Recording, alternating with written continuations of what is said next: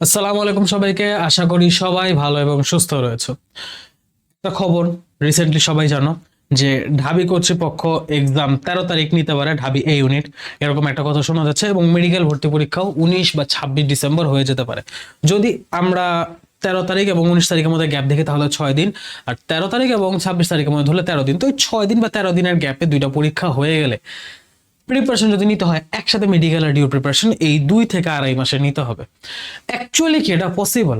Actually কি কোনোভাবে সম্ভব দুইটা প্রিপারেশন একসাথে নেওয়া? এটা জানার জন্যই তো মেইনলি ভিডিওতে ক্লিক করছো, তাই না? আমি এটা নিয়ে একটু কথাবার্তা বলি, শুরু করি, ঠিক আছে? তাহলে তুমি বুঝবা যে অ্যাকচুয়ালি ব্যাপারটা কি। দেখো, মেডিকেল প্লাস ডিউ এমন ক্যাটাগরির স্টুডেন্ট মেইনলি তিনটা। ক্যাটাগরি ওয়ান হচ্ছে যারা মেডিকেল অ্যাসপিরেন্ট এবং ম্যাথ ফোর্থ। ক্যাটাগরি টু হচ্ছে যারা মেডিকেল অ্যাসপিরেন্ট এবং ম্যাথ মেইন। ক্যাটাগরি থ্রি হচ্ছে ওর ম্যাথ ফোর্থ থাক না মেইন থাক সেটা ফ্যাক্ট না, ফ্যাক্ট হচ্ছে এইচএসসি খুব একটা ভালো হয়নি, ঠিক আছে? এখন কথা হচ্ছে এই ক্যাটাগরিটা আলাদাভাবে বলার কারণটা কি? কারণ যখন মেডিকেল এবং ডিউর এক্সাম খুব কাছাকাছি পড়ে গেছে, সাদাভার লাইফ তোমরা দেখছো, সো এইরকম অবস্থায় একটাকে স্যাক্রিফাইস করা লাগবে। এখন স্যাক্রিফাইস তুমি কোনটা করবা সেইটা হচ্ছে একটু ভাবার বিষয়। দেখো, তোমার যদি ক্যাটাগরি থ্রি হও, যে তুমি অলরেডি জানো তোমার এইচএসসি ভালো হয়নি, এবং তুমি যদি এইচএসসি প্রিপারেশন, এইচএসসি রেজাল্ট দেখার পর বা এইচএসএস দেখা পর্যন্ত ওয়েট করছে না, যদি ভালো হয়ে যায় বা যদি মেডিকেল দেওয়ার মতো হয় তাহলে মেডিকেল দিলাম, তারপর আল্লাহ না করুক মেডিকেল না হলে আমি ঢাবির জন্য, মানে তুমি একটা হচ্ছে দোদুল্যমান সিচুয়েশনে হচ্ছে মেডিকেল প্রিপারেশন শুরু করছো। মেডিকেল আমার খুব অ্যাম্বিশন, বাট হ্যাঁ এইচএসসি খুব একটা ভালো হয়নি, এখন রেজাল্ট আসলে হয়তো সুইচ করব, বাট এছাড়া হচ্ছে আমি আপাতত চালাই যাচ্ছি মেডিকেল প্রিপারেশনটা, কারণ ভালো আসতে পারে খারাপ আসতে পারে, এরকম একটা দোদুল্যমান অবস্থা। যদি এরকম অবস্থা হয়ে থাকে, মেডিকেল তুমি অ্যাসপিরেন্ট বাট এইচএসসি অতটা স্যাটিসফ্যাক্টরি হয়নি, সেই ক্ষেত্রে তুমি রেজাল্টের পরে যদি রেজাল্টের পর তো এমনিও সুইচ করতে হবে যদি রেজাল্ট তোমার মেডিকেল আসর না হয়, বাট তোমার যদি মনে হয় যে এই ডেট দেখার পর যে ঢাবির প্রিপারেশন তোমার আরো আগের থেকে শুরু করা উচিত, রেজাল্টের উপর তুমি সেরকম ভাবে কনফিডেন্ট হতে পারছো না, তুমি বেটার হয় ডিউতে সুইচ করে ফেলো, বেটার হয় ডিউতে সুইচ করে ফেলো। বাস্তব কথা বলতেছে, ঠিক আছে? কথাগুলো শুনতে খারাপ লাগতে পারে, বাট বাস্তবতাগুলো আমি তুলে ধরতেছি, ঠিক আছে? বরং যদি ডিউতে সুইচ করে ফেলো, আগে থেকে ডিউ প্রিপারেশন গুছায় ফেলো, তোমার মেডিকেল স্যাক্রিফাইস তোমার ডিউতে একটা সিট এনে দিতে পারে ইনশাল্লাহ। বাট যদি তোমার মেডিকেল প্রিপারেশন এত ভালো করে নেওয়ার পর এইচএসসি রেজাল্ট দেখার পর তুমি দেখলে যে তোমার সে কনফিডেন্সটা আসলে ম্যাচ হইলো না, তোমাকে তখন ডিউ প্রিপারেশন শুরু করতে, বাট তখন খুব একটা টাইমও নেই। তুমি প্রিপারেশন নিবা কখন, রিভিশন দিবা কখন? কারণ প্রিপারেশন আর রিভিশন দুইটাই দেওয়া লাগবে, ঠিক আছে? এবং আমি ফেজ ওয়ান এবং ফেজ টু করে এই বিষয়ে যাবো, বাট আগে বুঝো যে কোন ক্যাটাগরির জন্য কতটুকু পসিবিলিটি আছে। এই ক্ষেত্রে পসিবিলিটি সম্ভাবনা কিন্তু কম, সো বেটার হয় ডিউর জন্য শুরু করে দেওয়া, ঠিক আছে? তুমি যদি স্টিল এইচএস এর রেজাল্ট দেখা পর্যন্ত ওয়েট করতে চাও, it's up to you, wait করতে পারো। বাট তুমি যদি ফিল করো যে if you are not confident enough, তুমি এখনই সুইচ করে ফেলো ডিউতে। যত আগে থেকে হচ্ছে তুমি তোমার প্রিপারেশন একটা স্পেসিফিক লাইনে শুরু করবা, তত বেটার। ওকে, ক্যাটাগরি টু আমি বলার আগে ক্যাটাগরি ওয়ানের ক্ষেত্রে আসি, যারা মেডিকেল পরে মেডিকেল প্রিপারেশন নিচ্ছে এবং ম্যাথ ফোর্থ, ওরা চাইলে ম্যাথের পরিবর্তে ইংলিশ দাগাইতে পারে। তাদের জন্য মেডিকেলের সাথে ভার্সিটিটা অনেকাংশে পসিবল, কারণ ভার্সিটির ইংলিশ, ফিজিক্স, কেমিস্ট্রি, ম্যাথ এই চারটাই তো মেইনলি পরীক্ষায় আসে, আর বায়োলজি, সরি, এই পাঁচটা সাবজেক্টেরই তো মেইনলি পরীক্ষা হয়। তো এখন হচ্ছে পাঁচটা সাবজেক্ট মেইনলি দাগানো হয়, পাঁচটার মধ্যে যে কোনো চারটা। তো ম্যাথে বলতে যদি ইংলিশ দাগাচ্ছে, তাহলে ফিজিক্স, কেমিস্ট্রি, বায়োলজি আর ইংলিশ এই চারটাই হচ্ছে মেডিকেলের পড়াশোনার সাথেই পড়া হচ্ছে। কেমিস্ট্রি, বায়োলজি তো পুরোপুরি কমপ্লিমেন্ট করে, ভার্সিটি ইংলিশও কমপ্লিমেন্ট করে, রিটেনের জন্য জাস্ট দুই একটা টপিক এক্সট্রা দেখতে হয়। ভার্সিটি ফিজিক্সটা আলাদা করে করা লাগে, আর মেডি ফিজিক্স এত পরিমাণে অল্প, মেডি ফিজিক্সের সাথে ভার্সিটি ফিজিক্স একটানে করে ফেলা পসিবল। জাস্ট ফিজিক্সটা, যদিও ঢাবিতে ফিজিক্স যথেষ্ট কঠিন করছে লাস্ট 2 বছর ধরে, আমার বছর না পরের বছর 2 বছরই কঠিন করছে, বাট স্টিল ফিজিক্সের একটা বেসিক প্রিপারেশন মেডিকেলের সাথে সাথে রাখা পসিবল, কোশ্চেন ব্যাংক সলভ করে ফেলে, ঠিক আছে? সো এই একটা ক্যাটাগরির ক্ষেত্রে মোটামুটি ভাবে পসিবল, এই একটা ক্যাটাগরির ক্ষেত্রে জাস্ট আমি বলবো মোটামুটি ভাবে পসিবল। এছাড়া তুমি যদি ক্যাটাগরি টু এর মানুষ হও, লাইক মি, মেডিকেল প্রিপারেশন কিন্তু ম্যাথ মেইন। ভাই আপনি কি করছিলেন? আমি ম্যাথ ধরি নাই, আমি ম্যাথ ধরিই নাই। আমার মেডিকেল পরীক্ষা 20 দিন পর ঢাবি হয়েছিল, আমি লিটারালি কিছু না পড়ে গেছি। আমি ওই এইচএসসি যে রেসিডুয়াল মনে ছিল ওইটা থেকে দিছি, যা হয়েছে হয়েছে, চান্স হয়েছিল বাট অনেক পিছিয়ে র্যাঙ্কে, ঠিক আছে? বাট তোমার যদি ওই প্রিপারেশন না থাকে যে তোমার ম্যাথ মেইন, তুমি মেডিকেল প্রিপারেশন নিতেছো, সেই ক্ষেত্রে তোমার যে কোনো একটা চুজ করতে পারো, either medical or due, either math or due. যদি এই কন্ডিশন থাকে তুমি পসিবিলিটি অলমোস্ট নাই। ধরো তুমি যে কোনো একটা তোমাকে রেসিডিউ দিয়ে দিতে হবে। লাইক তুমি যদি মেডিকেল টার্গেটেড হয়ে আগাও, তোমার ঢাবি হচ্ছে তোমাকে রেসিডিউ হিসাবে যা যা ওই জানো ওই জানা দিয়ে আগের পড়া দিয়ে দিতে হবে। যদি ঢাবি টার্গেট করে আগাও তাহলে মেডিকেল হচ্ছে যা জানো যা পারো ওই আগের পড়া আগে জানা দিয়ে দিতে হবে, ঠিক আছে? সো অ্যাকচুয়ালি পসিবল কাদের জন্য? যারা ক্যাটাগরি 1 তাদের জন্য, ঠিক আছে? আর ক্যাটাগরি 3 2 এর কথা আমি বললামই, ঠিক আছে? সো অ্যাকচুয়ালি তুমি কোন ক্যাটাগরিতে আছো, তোমার জন্য মেডিকেল ঢাবি দুইটা প্রিপারেশন এই 2 মাসে আদৌ পসিবল কিনা সেটা তো তুমি জেনে গেছো। এখন এই সময়টা কি করব? যারা ডিরেক্টলি মেডিকেল অ্যাসপিরেন্ট এবং আচ্ছা আমার লেখা একটু নষ্ট হয়ে গেছে, যারা হচ্ছে ডিরেক্টলি একদম সোল মেডিকেল অ্যাসপিরেন্ট, যারা হচ্ছে সোল ডিও অ্যাসপিরেন্ট এবং যারা হচ্ছে ক্যাটাগরি 1 এর স্টুডেন্ট, এই তিনজনের জন্য এখন আগামী রোডম্যাপটা কি হবে আমি এখন ভিডিওর সামনের অংশে সেই বিষয় নিয়ে কথাবার্তা বলবো। ওকে, ওয়ান বাই ওয়ান আমি ক্লিয়ার করতে করতে গেছি। এটা হচ্ছে মোটামুটি আমাদের টাইমলাইন, যে আজকে ভিডিওটা যখন আপলোড হইতেছে আজকে তারিখ হচ্ছে তোমার 5 অক্টোবর, যদি ভুল হয় 5 অক্টোবর, আচ্ছা যাই হোক 5 অক্টোবর। এখন কথা হচ্ছে যদি তুমি অক্টোবর লাস্ট পর্যন্ত বিচার করো, এদিকে হচ্ছে তোমার 25 দিন এবং এদিকে হচ্ছে নভেম্বরের 20 তারিখ পর্যন্ত 45 ডেজ, এই পর্যন্ত আমি রাখবো হচ্ছে ফেজ 1। কথা হচ্ছে ভাইয়া 45 দিন পর্যন্ত ফেজ 1 কেন রাখছেন? কারণ এই সময়ের মধ্যে তোমার সিলেবাস শেষ করতে হবে, এই সময়ের মধ্যে তুমি মেডিকেল বলো ঢাবি বলো প্রত্যেকটা কোর্সে টানা ক্লাস চলবে এবং এই ফেজ 1টা হবে তোমার প্রিপারেশন ফেজ। এখানে তুমি অনলাইনে ক্লাস করো, অফলাইনে ক্লাস করো, নিজে বাসায় পড়ো, যেমনি করো, এই সময়ের মধ্যে হচ্ছে তুমি তোমার পড়াশোনা প্রিপারেশন শেষ করো, ঠিক আছে? যদি পারো গ্যাপগুলো এই সময়ের মধ্যে ফিল আপ করো, চেষ্টা করো গ্যাপ এই সময়ের মধ্যে ফিল আপ করতে। ভাই এমনিতেই সময় কম, রোজ ক্লাস চলে, গ্যাপ কেমনে ফিল আপ করবো? কিছু কিছু টপিক তুমি দেখছো ওই দিন পড়া অন্যান্য দিনের চেয়ে একটু কম, চেষ্টা করো অন্য গ্যাপ বা অন্য কিছু ফিল আপ করে ফেলতে চেষ্টা করো, যত বেশি পারো ওই সময়টা কাজে লাগাইতে। কারণ এরপর যখন রিভিশন শুরু হবে তুমি রিভিশন টাইম দিবা না গ্যাপ ফিল আপ দেবে, রিভিশন সহ গ্যাপ ফিল আপ একসাথে করতে গেলে ওই এক রিভিশনে 20 দিন চলে যাবে, বুঝছো? আগে থেকে গ্যাপ ফিল আপ করে একটা ডিভাইসে হচ্ছে আগে থেকে গ্যাপ ফিল আপ করে রাখলে ডিভাইসে গিয়ে তোমার পড়তে সুবিধা হবে। ওকে, তো এই টাইমটা যারা মেডিকেলে আসো কোনো কোর্স আছে তারা মেডিকেলের কোর্সের ওইটাই ফলো করো, ওই ফ্লোতে আগাও। যারা ঢাবির কোর্সে আসো তারা ঢাবির কোর্সের ওই ফ্লোতে আগাও, ওইটাই ফলো করো। যারা ক্যাটাগরি 1 এর স্টুডেন্ট আসো মেডিকেল বাট হচ্ছে ম্যাথ ফোর্স ইংলিশ দাগায় ঢাবিতে একটা পসিবিলিটি আছে, সেই ক্ষেত্রে তোমাদের জন্য আমি বলবো তোমাদের মেডিকেলের রুটিনটা হবে এরকম যে তুমি মেডিকেল অ্যাসপিরেন্ট হোক কি ক্যাটাগরি 1 মেডিকেলের সাথে হচ্ছে ঢাবি দাগায় যাও, তুমি মোটামুটি ভাবে এই টাইপের একটা রুটিন ফলো করতে পারো যে তুমি হচ্ছে ডেইলি 2 রকমের সাবজেক্ট রাখলা, একদিন বায়ো একদিন কেমিস্ট্রি একদিন ফিজিক্স, একদিন বায়ো একদিন কেমিস্ট্রি একদিন ফিজিক্স। তুমি ফিজিক্সের সাথে মেডি ফিজিক্সের সাথে ভার্সিটি ফিজিক্সটা করে ফেলো। মেডি ফিজিক্সে তোমার কতক্ষণ লাগে? মেডি ফিজিক্সে তুমি একটু চিন্তা করো, মেডি ফিজিক্সে তোমার হচ্ছে আমি যদি একটু বলি মেডি ফিজিক্সে তোমার মেইন কাজটা কি? মেডি ফিজিক্সে তোমার মেইন কাজটা কি? মেডি ফিজিক্সে তোমার মেইন কাজটা হচ্ছে দাগানো লাইন, ঠিক আছে? দাগানো লাইন আর অনুশীলনী, দাগানো লাইন আর হচ্ছে অনুশীলনী, এই দুটো জিনিস কিন্তু তোমার মেইনলি করে ফেললে এনাফ, ঠিক আছে? দাগানো লাইনটা তুমি শুধু মেইন রাইটারে পড়ো আর অনুশীলনীটা 2 writer Isaac sir Tapan sir এই 2 রাইটারে করো। এই দুটো করতে অল ওভার তোমার কতক্ষণ? 3 আওয়ার্স এর মতো লাগবে, আমি ধরলাম 3 আওয়ার্স, আরো এত বেশিও লাগে না, ঠিক আছে? তুমি যখন এইটার সাথে তবে এই টোটাল 3 আওয়ার্স লাগবে না, তুমি সাথে যদি মেডিকেল কোশ্চেন ব্যাংক করো তাহলে হচ্ছে টোটাল 3 আওয়ার্স এর মতো লাগতে পারে, যদি দুটা এতক্ষণ সময় লাগে না। এইটার পাশাপাশি তুমি যখন প্লাস ইউ কোশ্চেন ব্যাংক করবা সেইখানে তুমি ধরো এক্সট্রা আরো 2 থেকে 3 ঘন্টা দিলা পার চ্যাপ্টার 6 আওয়ার, সেক্ষেত্রে তাও তোমার মোটামুটি জাস্ট ভার্সিটি ফিজিক্সটা মেডিকেল প্রিপারেশনের পাশাপাশি মেডিকেলের ফিজিক্সের পড়াশোনার পাশাপাশি জাস্ট এক্সট্রা কোশ্চেন ব্যাংক সলভটা হচ্ছে তোমার এক্সট্রা একটা ঢাবির প্রিপারেশন হিসেবে কাজ করতেছে এবং এইটুকু জিনিসই এনাফ। লাইক তুমি মেডিকেল থেকে যখন পরীক্ষা দাও তুমি অলরেডি বায়ো দিয়ে মার্ক তুলতেছো, অলরেডি তুমি বায়ো দিয়ে রিটেন আর এমসিকিউ মিলে একটা ভালো মার্ক তুলে ফেলতেছো, কেমিস্ট্রির তুমি এমসিকিউ জন্য ভালো মার্ক তুলে ফেলছো, রিটেন মোটামুটি আসতেছে, রিটেন মোটামুটি তুমি 10 এর মধ্যে যদি 5-6 তুলো দ্যাটস নট ব্যাড, ঠিক আছে?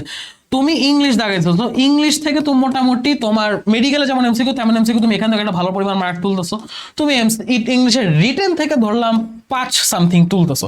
সো তোমার ফিজিক্সের মধ্যে যদি রিটেন একটু ঘাটতি থাকে তুমি জাস্ট এমসিকিউটা সামহাউ কভারেজ দিতে পারো, তোমার কিন্তু মোটামুটি ঢাবিতে একটা সিট চলে আসতেছে। সো ওইটার জন্য তুমি আলাদাভাবে ঢাবি সবকিছু কনসেপ্ট এই সে হ্যান ত্যান এত কিছু করার দরকার নেই, মেডিকেলে যা পড়া পড়ছো ওইটার সাথে জাস্ট কোয়েশ্চেন ব্যাংকটা আলাদা করে টাইম দাও, হ্যান্ড ক্যালকুলেশন আর অ্যানালিটিক্যাল স্কিলটা তুমি বজায় রাখো। জাস্ট জাস্ট এই একটা কাজ করো। যদি আমার বলছে ভাই আপনি একসাথে মেডিকেল ডিউ কেমন ক্র্যাক করছেন, আমি ঢাবির জন্য আলাদা কিচ্ছু করিনি, জাস্ট আমার সামনে যখন ফিজিক্সের কোনো ঢাবি স্ট্যান্ডার্ড প্রবলেম আসতো, ভার্সিটি স্ট্যান্ডার্ড প্রবলেম আসতো, আমি স্কিপ করতাম না, জাস্ট আমি একটা কাজ করতাম, এখন তুমি যদি একটা কাজ করতে পারো তাহলে তুমি মেডিকেল সাইড ঢাবি দিতে পারবে। আর যদি তোমার কাছে তাও মনে হয় যে ভাইয়া হ্যাঁ আমি ক্যাটাগরি 1 এর স্টুডেন্ট, স্টিল ভার্সিটি ফিজিক্স একসাথে করার মতো আমার টাইম নাই, আমি বরং এই 3 ঘন্টা করার পর এই এক্সট্রা 3 ঘন্টা আমি আমার গ্যাপ ফিল আপ করবো, তাইলে হচ্ছে অনলি সোললি মেডিকেল প্রিপারেশন নাও, ঢাবি হচ্ছে জারি সিডিউল সেটা দিয়ে দিবা। ওকে, মোটামুটি এখানে একটা স্যাক্রিফিশিয়াল ব্যাপার সবাই চলে আসতেছে। আর এগুলো হবে তোমার প্রাইমারি সাবজেক্ট, এগুলো তুমি হচ্ছে মেইন টাইমটা দিবা, আর সাথে তুমি 2 ঘন্টার মতো এই সাবজেক্টগুলো ডেইলি টাইম দিবা। কারণ তুমি আলাদাভাবে যদি এই সাবজেক্টগুলা টাইম দিতে যাও তাহলে হচ্ছে তুমি টাইম কুলাইতে পারবা না, 45 ডেজে টাইম কুলাইতে পারবা না। কথা হচ্ছে ভাইয়া অধ্যায় সহ সিলেক্ট করে দেন, অধ্যায় সহ আমি সিলেক্ট করে দিলে ওই রুটিন 100% কখনই ফলো করতে পারবা না। আমি তোমাকে মোটামুটি একটা রোড ম্যাপ, একটা ছক দেখাইছি, তুমি ছক অনুযায়ী আগাও, ঠিক আছে? তো তুমি হচ্ছে এটা 2 ঘন্টা টাইম দাও, এটা 6-7 ঘন্টার মতো টাইম দাও, ডেইলি 8-9 ঘন্টা বা আরো বেশি, 8-9 আওয়ার্স আমি নিজের হিসাবে বললাম, তুমি আরো বেশি 10 আওয়ার্স প্লাস যদি পড়তে পারো সেটা আরো ভালো, ঠিক আছে? যত বেশি টাইম দিবা তত বেশি তোমার নিজের উপকার, বুঝতেছো? এখন কথা হচ্ছে এইগুলো তো আমি দিনে বেশি পড়তেছি, এগুলো কম পড়তেছে ভাইয়া। কোর্স অনেক সময় থাকে যে ওই দিন ইংলিশের ক্লাস, ওই দিন জিকের ক্লাস, বা ওই দিন হচ্ছে জিকের ক্লাসে পরের দিন জিকের এক্সাম, ওই দিন ইংলিশ ক্লাসে পরের দিন ইংলিশ এক্সাম, তাহলে পরের দিন আমার ইংলিশ পড়া লাগবে। সেদিন ভাই তুমি ইংলিশটাকে প্রাইমারি সাবজেক্ট হিসেবে নাও, ফিজিক্স অল্প পড়ো, সেদিন তুমি জিকেটাকে মেইন সাবজেক্ট হিসেবে নাও, কেমিস্ট্রি বা হচ্ছে জিকের সাথে একটা গেছে বায়োলজি, যেদিন যেটা পড়ে সেটাকে অল্প পড়ো, মানে যেদিন তোমার যে ক্লাসে তুমি সেটাকে মেইন সাবজেক্ট রাখো, একটাকে হচ্ছে সেকেন্ডারি সাবজেক্ট রাখো। তুমি কোন একটা কোর্সের সাথে আসো, স্টিল তুমি চাইলে রুটিনটা ফলো করতে পারো যে তোমার কোর্সের যে ক্লাস চলছে সেই ক্লাসের সাথে তুমি হয় ইংলিশ বা জিকে রাখলা, যদি ইংলিশ বা জিকে ক্লাস চলে তাহলে তুমি তার সাথে বায়োলজি, কেমিস্ট্রি, ফিজিক্স যে কোনো একটা রেখে জাস্ট ওইটার মিস্টেকস গুলো, ওইটার গ্যাপস গুলো, ওইটার জিনিসটা তুমি হয়তো পরে ফিল আপ করার জন্য, পরে হচ্ছে ওই গ্যাপের জিনিসগুলো পড়ার জন্য রাখছিল, সেগুলো হচ্ছে তুমি ওই দিনই পড়ে ফেলো। তাইলে এই ছোট ছোট ছোট ছোট গ্যাপগুলো যেটা তুমি রিভিশনের সময় ফিল আপ করতে, এইগুলা ডেইলি অল্প অল্প অল্প করে ফিল আপ করতে করতে করতে করতে দেখবে রিভিশন পর্যন্ত আস্তে আস্তে প্রায় সব গ্যাপ ফিল আপ হয়ে গেছে, রিভিশনে গিয়ে ডিরেক্টলি রিভিশনে ঢুকতে পারতেছো, ঠিক আছে? ফেজ 1 এর এই রুটিনটা যারা মেডিকেল অ্যাসপিরেন্ট হতো তারা ফলো করতে পারো। এখন কথা হচ্ছে এই যে এই 45 ডেজের টাইম লাইনটা, এটা তো মেডিকেল অ্যাসপিরেন্ট বা ক্যাটাগরি 1 এর জন্য গেলো, যারা ক্যাটাগরি 2 ডিরেক্টলি ভার্সিটি অ্যাসপিরেন্ট তাদের কি হবে? যারা ডিরেক্টলি ভার্সিটি অ্যাসপিরেন্ট তাদের কি হবে? দেখো তোমরা যেটা করতে পারো, আমি হচ্ছে টেন্টেটিভ একটা ইয়া দিতেছি, ঠিক আছে? যে আমি তোমার জায়গায় হলে কি করতাম, এটা যে 100% এমন ভাবে মানতে হবে, নট লাইক দ্যাট, আমি তোমাকে জাস্ট একটা টেন্টেটিভ আইডিয়া দিচ্ছি। ওকে, তুমি হচ্ছে সপ্তাহের, ভালো কথা, এখানে কিন্তু সপ্তাহে 6 দিন থাকে, ফ্রাইডে আমি ফাঁকা রাখতে, Friday is up to you. এই দিন তুমি পুরো উইকলি রিভাইজ করবা, নাকি তুমি কোর্সের ক্লাস করবা, নাকি কোনো কোর্সের গ্যাপ ফিল আপ করবা, it's totally up to you. Friday এর জন্য আমি তোমাকে আলাদা কোনো রুটিন দিচ্ছি না, বাট এই 6 দিন অন্তত এইভাবে যদি কাজে লাগাও, ইংলিশ জিকে রেগুলার টাচে থাকে, ইংলিশ জিকে ভালো করবা, নাইলে রেগুলার টাচে না থাকলে ইংলিশ জিকে খারাপ করবা, এটা আমি নিজের এক্সপিরিয়েন্স থেকে বলতেছি।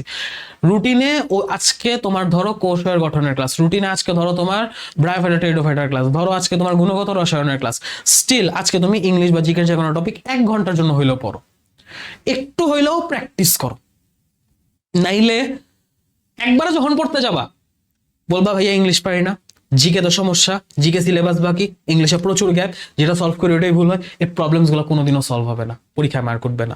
এই সময়টা কাজে লাগাইতে হলে এই প্রেশারটা, এই এক্সট্রা সেকেন্ডারি সাবজেক্টের প্রেশার নিতেই হবে। ভার্সিটির ক্ষেত্রে যদি আমি বলি, ভার্সিটির ক্ষেত্রে তুমি হচ্ছে ফিজিক্সের সাথে বায়োলজিটা দেখতে পারো, কারণ বায়োলজি হচ্ছে ভার্সিটিতে খুবই নিরেট লেভেলে, খুবই সারফেস লেভেলের আসে। মেডিকেল জন্য এত ইনডেপথ, এত এনহ্যান্সড প্রিপারেশন, এত প্রিপারেশন লাগে না। তুমি মেইন দাগানো লাইনের যে টপিকগুলো এবং কিছু রিটেনের ফিক্সড টপিক আছে সেগুলো যদি পড়ো, তোমার কিন্তু ঢাবির বায়োলজির জন্য খুব অল্প পড়াতেই হয়ে যায় আলহামদুলিল্লাহ, ঠিক আছে? তোমার মেইন টাইম ক্রেভিং পার্ট কিন্তু ফিজিক্স ম্যাথ। তুমি ফিজিক্স ম্যাথের সাথে অল্প করে বায়োলজি দেখতে পারো। আমি হচ্ছে 2 দিনের জন্য এরকম রাখছি যে ফিজিক্স ম্যাথের সাথে তুমি 1-2 দিন হচ্ছে একটু চাপ নিয়ে বায়োলজিটা দেখলা, ওই দিন হচ্ছে তুমি সেকেন্ডারি সাবজেক্ট বায়োলজি রাখলা, আর বাকি দিনগুলো তুমি সোললি এক সাবজেক্টে ইন ডেপথ টাইম দিলা। তুমি একদিন কেমিস্ট্রি পড়লা, তারপর দিন হচ্ছে ম্যাথ বায়োলজি করে, আবার একদিন কেমিস্ট্রি পড়লা, এরপরের দিন সোললি ফিজিক্স, তারপরের দিন সোললি বায়োলজি, আবার হচ্ছে ফ্রাইডে তুমি সোললি ম্যাথ করলা। তুমি মোটামুটি এরকম একটা টেন্টেটিভ ম্যাপে আগাইতে পারো, ঠিক আছে? 2টা দিন হচ্ছে তোমাকে স্পেসিফিক্যালি 2টা সাবজেক্ট একসাথে পড়তে হবে, এবং আমি ফিজিক্স আর ম্যাথের সাথে বায়োলজি দিছি, কারণ বায়োলজি হচ্ছে অল্প, তো মোটামুটি ভাগে ভাগে করে ভার্সিটির জন্য পড়া যায়, মেডিকেলের জন্য বা বায়োলজি হিউজ, ঠিক আছে? মেডিকেল জন্য বা ফিজিক্সটা এরকম ভাগ ভাগ করে পড়া যায়, বাট যেহেতু মেডিকেলের সাথে অনেকে আসো যে যারা কোনোভাবে পসিবল না ফিজিক্সটা একটু ঢাবি অ্যাটেন্ড করতে, তারা ফিজিক্সের সাথে চেষ্টা করবে ঢাবি কোশ্চেন ব্যাংকটা, জাস্ট ঢাবির ফিজিক্স আর কোশ্চেন ব্যাংকটা সলভ করে ফেলতে। যদি এইটুকু হ্যান্ড ক্যালকুলেশন স্কিল রাখতে পারো তাতেই চলবে, ঠিক আছে? আর ভার্সিটি যারা তারা এই রোড ম্যাপ ফলো করে হচ্ছে আগাইতে পারো, এবং সাথে সাথে কথা হচ্ছে কেমিস্ট্রি, ফিজিক্স, বায়োলজি এগুলো ডেইলিটা ডেইলি পড়ার পরও তোমার সাথে কিছু এক্সট্রা টাইম রয়ে গেছে, ওই এক্সট্রা টাইমটা ওয়েস্ট না করে ওই এক্সট্রা টাইমে চেষ্টা করো নিজের যে ভার্সিটির গ্যাপগুলো যে আগে করা ভুলগুলো আছে সেগুলো ফিল আপ করতে। কারণ ফিজিক্স ম্যাথের ক্ষেত্রে তোমার যে ভুলগুলো হইতেছে, তুমি যদি ম্যাথের জায়গায় ইংলিশ দাও, ইংলিশের যে ভুলগুলো হইতেছে এগুলো রিপিটেড প্র্যাকটিস ছাড়া ভালো করা কোনোদিনও পসিবল না, ঠিক আছে, কোনোদিনও পসিবল না। আর মোটামুটি তুমি এগুলো করতে করতে 20 তারিখ চলে আসছে, বা যদি ভালো মতো ফলো না করো 20 তারিখ ক্রসও করে যেতে পারে, কিন্তু 20 তারিখের পর তোমার চলে আসবে দ্য ফেজ 2 রিভিশন ফেজ। এই ফেজ 2 বা রিভিশন ফেজে তোমাকে যে কোনো একটা প্রপারলি চুজ করে নিতে হবে, যে কোনো একটা প্রপারলি চুজ করে নিতে হবে। লাইক তুমি 2টা রিভিশন একসাথে করতে হবে না, তোমাকে যে কোনো একটা রিভিশনই করতে হবে। এখন তুমি যেহেতু প্রিপারেশন একসাথে নিছো, তোমার মোটামুটি কিন্তু মাথায় একটা রেসিডিউ রেডি। তোমার কিন্তু মাথায় হচ্ছে তুমি মেডিকেল অ্যাসপিরেন্ট যদি হও, একদম সোল মেডিকেল টার্গেট, তুমি এই রিভিশনে সোল মেডিকেলের জন্যই হচ্ছে রিভিশনটা করলা, ঢাবিটা জাস্ট তুমি অ্যাটেন্ড করার জন্য করলা। তুমি হচ্ছে ঢাবি প্রিপারেশন নিছো, তুমি ঢাবিটাই অ্যাটেন্ড করলা। মেডিকেল যদি দিতে চাও যে না মনের সান্ত্বনার জন্য দিলা, বা হচ্ছে দিতে চাচ্ছ একটা ইচ্ছা আছে দিলা, ইচ্ছা, বাট খুব একটা হচ্ছে মেডিকেল ডিউ প্রিপারেশনে মেডিকেল দিয়ে খুব একটা আসলে লাভ হয় না, বাট মেডিকেল যারা বলছে তাদেরটা বুঝলেই তো আর কি। আর যদি তুমি ক্যাটাগরি 1-এর যেটা কথা বললাম যে তোমার math 4th medical aspirant due লাগা যাচ্ছে, এখন এই রিভিশন ফেজে তুমি কি করবা? তুমি রিভিশন ফেজে তোমার রিভিশনটা করবা মেডিকেল বেসড, তুমি তোমার রিভিশনটা করবা মেডিকেল বেসড, তুমি তোমার রিভিশন করবা মেডিকেল বেসড, ঠিক আছে, তুমি তোমার রিভিশন করবা মেডিকেল বেসড। এবং এর সাথে তুমি কি ভাই ফিজিক্স, যেহেতু আমি ঢাবির ফিজিক্সটা একটু এখানে টুকটাক কোশ্চেন ব্যাংক দেখছি, আমি এখানে কোশ্চেন ব্যাংক দেখে যাবো, এইখানে কোশ্চেন ব্যাংক দেখা ডিভিশন ফেজে কোনো দরকার নেই। মেডিকেল প্রিপারেশন 100% সলিড রাখো। ঢাবি যেদিন অ্যাটেন্ড করতে যাবো তার আগের 1-2 দিন জাস্ট কোশ্চেন ব্যাংকে যেগুলো সলভ করছিল ওগুলা টুকটাক ম্যাথগুলা ওই মিস্টেকগুলা একটু দেখা যাইতে পারো বড় জোর, ঠিক আছে, কিন্তু ঢাবির জন্য আলাদাভাবে কোনো রিভাইজ বা আলাদাভাবে কোনো কিছু করতে যায়ও না, আমও যাবে ছালাও যাও। একসাথে কতটা সেফলি তুমি আগাইতে পারো জাস্ট আমি সেটার একটা এজ অফ দ্য লাইন তোমাকে ধরা দিতেছি, ঠিক আছে। এবং এটা এমনও না যে ঠিক এইভাবে তুমি ফলো করতে পারলেই হয়ে গেল, এবং মুখে বললাম যে এভাবে ফলো করবা হয়ে গেল, মুখে বললাম তুমি ফলো করলা, এত সহজ না, ভয়াবহ রকম টাফ। ফলো করতে গেলে বুঝবা, ঢাবি কোশ্চেন ব্যাংকটা সলভ করতে গেলে বুঝবা, ঢাবিতে ফিজিক্স যে পরিমাণ পেঁচায় সলভ করতে গেলে আসলে খবর হয়ে যাবে। সো তুমি যদি মনে করো যে হ্যাঁ I am capable enough to continue this thing, then of course you continue, no problem. But তোমার যদি মনে হয় যে না ভাই পসিবল না, যে কোনো একটার দিকে ফোকাস করো, আমি বারবার ভিডিওতে বলতেছি যে কোনো একটার দিকে ফোকাস করো। দুইটার দিকে ফোকাস যদি করতে চাও, কি কি অবস্থায় কিভাবে করতে পারো আমি সেটা দেখায় দিছি, বাট তাই বলে যে করতে হবে বা বললেই করতে পারবা, ইটস নট লাইক দ্যাট। দুইটা প্রিপারেশন একসাথে নেওয়া মোটে মুখের কথা না। আমার ইঞ্জিনিয়ারিং এর সাথে মেডিকেল সেকেন্ড ইয়ার আগে ছিল, কিন্তু আমি যখন দুইটা প্রিপারেশন একসাথে নেওয়া শুরু করছি 2 দিন পরে বুঝতে পারছি এটা এই দুইটা জীবন একসাথে পসিবল না, যে কোনো একটা চুজ করতে হবে। আমি আমার বুয়েট স্যাক্রিফাইস করছি লিটারালি। আমি সায়েন্স নিয়েছি বুয়েটের জন্য, বাট আমি 9-10-এ ওই যে সায়েন্স বুয়েটে পড়বো দেখে সায়েন্স নিয়েছি, সেই ভাবধারা এসে টেস্টের পর যে মেডিকেলে সুইচ করছি, আমি রীতিমতো বুয়েট স্যাক্রিফাইস করছি না, আমি বুয়েটে কিচ্ছু পড়া পড়বো না, কিছুই না, আমি জাস্ট আগ্রহ থেকে ফর্ম তুলছে অ্যাটেন্ড করবো। রেসিডিউ আলহামদুলিল্লাহ এইচএসসি তে ভালো ছিল, প্রিলি ক্লিয়ার হয়ে গেছে, কিন্তু যেহেতু প্রিপারেশন নিন তাই রিটেন ক্লিয়ার হয়নি, বইয়ের চান্স হয়নি, স্বাভাবিক ভাই, এটাই বাস্তব। So choose your target wisely and firmly, এটাই হচ্ছে কথা। আর আরেকটা যেটা বলবো, এই যে এইখানে যে আমি রুটিনটা সাজায় দিছি, এই রুটিনের মধ্যে বায়োলজির কোনো চ্যাপ্টার 2 দিনের বেশি টানবা না, বায়োলজির কোনো চ্যাপ্টার 2 দিনের বেশি টানবা না। লাইক একটা চ্যাপ্টার অনেক বড়, কিভাবে একটা চ্যাপ্টার মেডিকেল জন্য পড়তে, এটা আমি অলরেডি ভিডিও বানাইছি, আমার নিজের চ্যানেলে আছে, ববের চ্যানেলে আছে, তুমি যে কোনো চ্যানেলে ভিডিওটা পাবা, ঠিক আছে। পার্ট 1 মেডিকেল প্রিপারেশন সিরিজে পার্ট 1 ভিডিওটা ওখানে আমি বলে দিয়েছি। সো এই 2 দিনের বেশি তুমি হচ্ছে যে কোনো একটা চ্যাপ্টারকে আর লেংদি করবা না, 2 দিনের মধ্যে এক চ্যাপ্টার শেষ করার চেষ্টা করবা।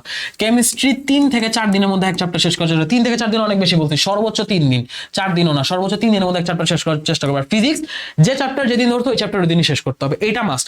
এছাড়া এই গ্যাপ তুমি ফিল আপ করতে পারবা না, এবং এই রুটিনও তোমার যে ফিল আপ করতে হবে এর আগের সিলেবাস অন্তত 40% কমপ্লিট থাকতে হবে, নাহলে 20 তারিখের মধ্যে শেষ হবে না। অনেক টাইট একটা শিডিউলে পড়ে গেছো, এখন এই টাইট শিডিউলে ভাইয়া সার্ভাইভ করে কি হবে, এত এত এটা করতে হবে ওইটা করতে হবে, এত কিছু সার্ভাইভ করে কি হবে, হতাশ লাগে।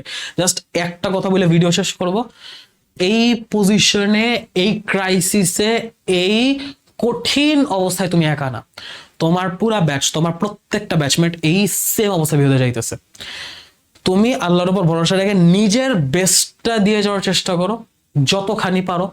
একটা ফোকাসড প্রিপারেশন না, দুইটা একসাথে নেওয়া লাগবে, নো নিড যে কোনো একটা ফোকাস প্রিপারেশন আছে, যদি তোমার কাছে মনে হয় যে না ভাই পারতেছি না, ইনস্ট্যান্ট সুইচ করো ভাইয়ার কথা, ওভাবে ফলো করে যদি পারি ওইভাবে নিয়ে দরকার নেই, তুমি যেটার উপর কনফিডেন্ট সেই দিকে আঁকাও, আল্লাহর উপর ভরসা রাখো, ইনশাল্লাহ যেটা ফোকাস করে গেছে সেটাতে ভালো কিছু হবে, ঠিক আছে। আর মেডিকেলের পাশাপাশি ঢাবি না হইলেও বাকি যে এক্সামগুলো সেগুলো যেহেতু ডিলে আছে, সেগুলোকে যেহেতু টাইম পাওয়া যেতেছে, তুমি কিন্তু অন্য ভার্সিটিগুলোর জন্য ঠিকই অ্যাপ্লাই করতে পারতেছো। সো হতাশ না হয় নিজের প্রিপারেশন সুন্দরভাবে চালিয়ে যাও। দোয়া রইল সবার জন্য। ভিডিও আজকে এখানে শেষ করছি। আল্লাহ হাফেজ, আসসালামু আলাইকুম।